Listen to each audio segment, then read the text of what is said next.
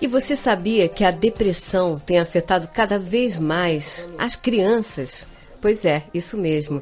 Infelizmente, a gente vai conversar agora com Carlos Florencio, psicoterapeuta, palestrante e filósofo. Ele é mentor de desenvolvimento humano, terapeuta e também escritor, com mais de 30 anos aí de atuação em trabalhos individuais e em grupos. Bem-vindo ao Tarde Nacional. Como é que está no poder de Brasília? Tudo sob poder? Pois doutor Carlos, é isso mesmo. Esse mal aí que assola a sociedade mundial já caminha aí entre as crianças, é isso mesmo? Ela caminha muito entre as crianças e pega, porque basicamente uma criança, ela precisa de movimento, porque ela está no processo de aventura, de descoberta. Então, ela não tem noção de limite, ela quer explorar, ela quer descobrir as coisas.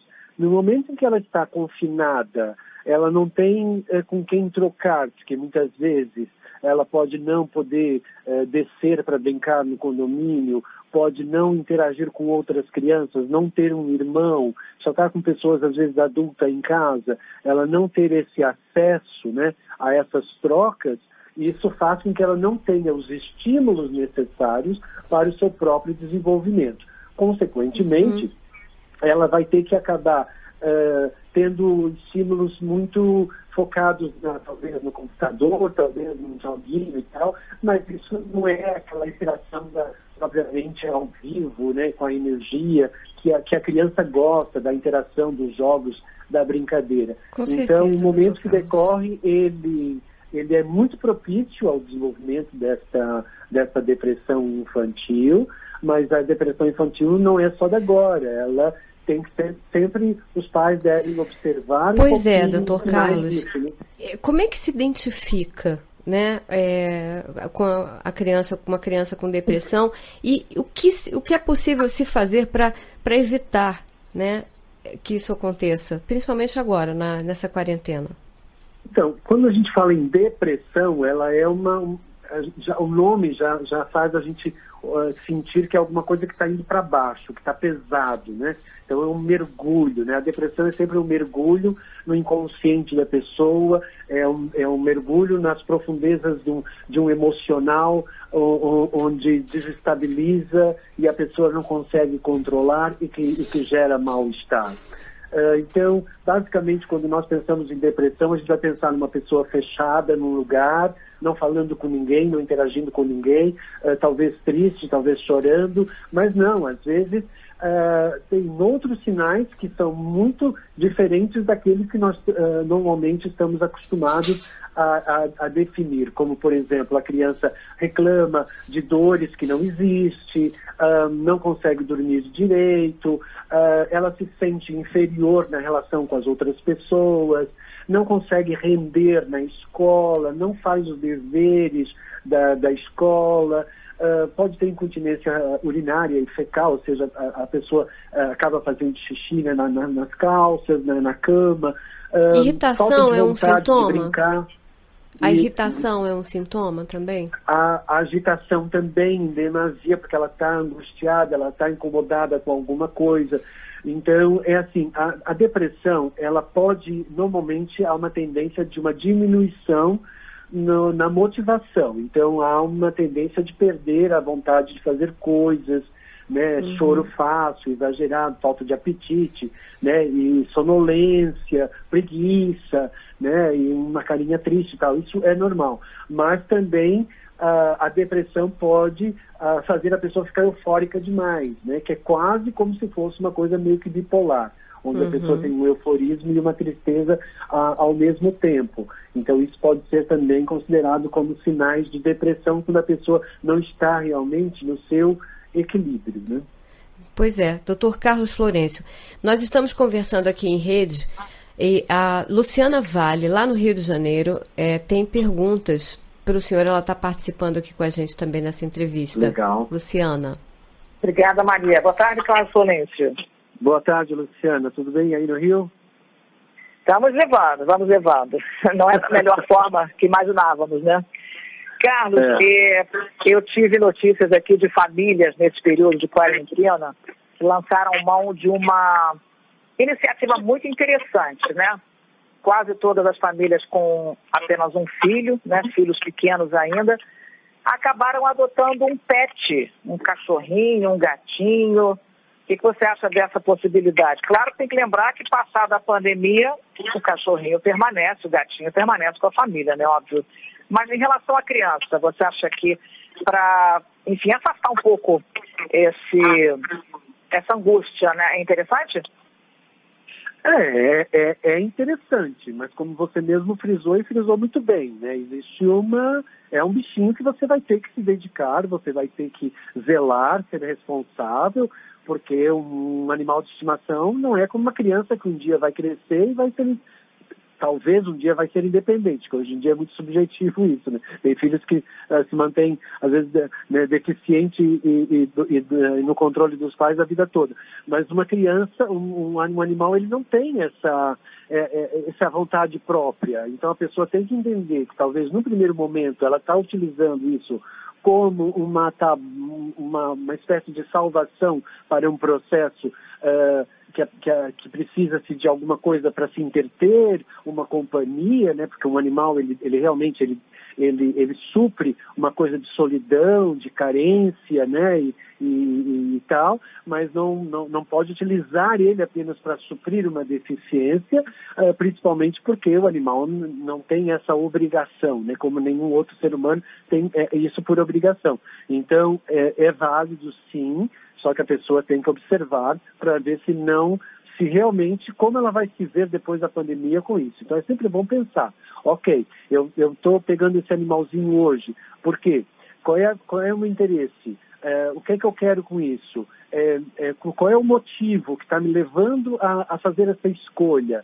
Né? E isso vai compor a minha vida, vai fazer da minha vida. Então tem que fazer um planejamento. É igual ter um filho, você tem que fazer um planejamento. E um animal, você tem que fazer um planejamento. Porque assim, depois você largar na rua ou largar em algum outro lugar, você tem que pensar que aquilo é um bichinho que vai depender de você, que vai te dar carinho, né? Que vai achar que você vai dar aquela proteção, e que isso não é legal. Eu acho que as pessoas, elas não podem ser egoístas, né, ao ponto de utilizar alguma coisa para supri-las apenas temporariamente e depois não arcar com a responsabilidade com relação a isso, né? Não, mas pensando numa atitude realmente responsável, né? Não inconsequente, o fato de você trazer a criança para, por exemplo, responsabilidades como o cuidado com o animal, né? Isso é muito alimentação, bom. O banho, enfim, de alguma forma ocupar a criança em torno do seu pet. Não é brincar, claro, né? Mas pode ser alguma coisa divertida também, né? Pode. Não, isso é bom, porque vai com certeza preencher essas lacunas de tempo, né? Mas lembre-se, uma criança é igual a um pet. Ela não tem noção de limite, ela quer brincar, ela e tal, né? A responsabilidade em demasia numa criança pode constituir como uma repressão, onde ela vai reprimir alguma coisa e ela não vai estar à vontade com aquilo. Isso pode gerar pequenos traumas. Então, temos que observar se realmente a criança, como vai fazer isso. Então, você tem que conversar muito bem com a criança, assim, olha, o bichinho, ele é sua responsabilidade, porque o bichinho, ele não sabe fazer sozinho, ele precisa ir na rua, ele precisa comer, ele precisa tomar banho.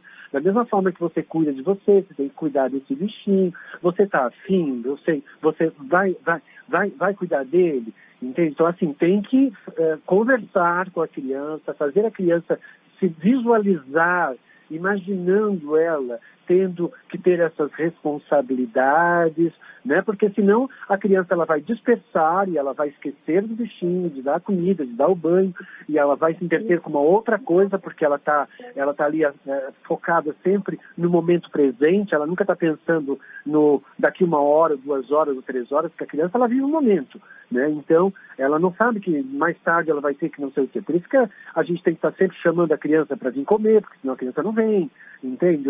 Então, são coisas que o adulto tem que levar em consideração, que a criança não está ainda numa situação de formação que ela possa ser 100% responsável por um ato de zelo como de um animal. Então, a pessoa que vai dar esse presente para essa criança, ou vai comprar esse animal para essa criança, tem que levar isso em consideração, que talvez ela tenha que suprir algumas deficiências dessa criança e supervisionar, talvez, algumas dessas ações, para que justamente não crie nenhum problema nem para o pet, nem para a criança, nem para ninguém. Com certeza. Obrigada, Carlos Florencio. Obrigado. Obrigada, Luciana Vale, aí do Rio de Janeiro, conversando com Carlos Florencio. Carlos Florencio, voltando aqui para Brasília. Bom, a Luciana usou muito bem aí o exemplo do animal de estimação, do pet, né? Que outras formas, além, né, do animalzinho de estimação, existem para evitar esse tipo de depressão nessa fase, nessa época que a gente está vivendo agora? Então, a depressão, ela sempre é um quadro de um descontentamento, né, de uma tristeza, de uma decepção, né, de uma não realização.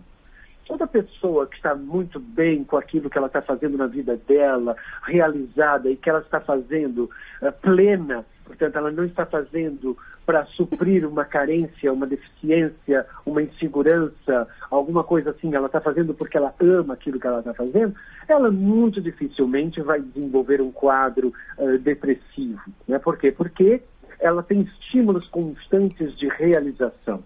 Então, a não realização, por exemplo, as pessoas que se realizam através dos filhos, que se realizam através do casamento, que se realizam através do trabalho, se realizam através de algo, e esse algo um dia sai da sua vida, a pessoa fica sem a realização.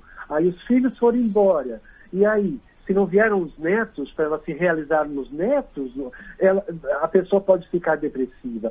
Se ela não tem outros estímulos de realização, ela pode correr esse risco de ficar depressiva. Portanto, nós temos que entender que enquanto estivermos por aqui e vivos, temos que ter sempre algo a realizar, porque isso faz com que a pessoa se sinta útil e, consequentemente, isso gera uma sensação de valorização e de que ela é necessário, que ela precisa viver e que ela tem esse espaço na vida, porque senão ela vai achar que ela já não tem mais sentido de viver, não tem mais, perde a vontade e o entusiasmo de fazer, às vezes, as coisas simples da vida, porque aquilo não gera nenhum estímulo de nenhuma conquista, né, de nada que realmente faça ela sentir que ela está expandindo, né, e se realizando.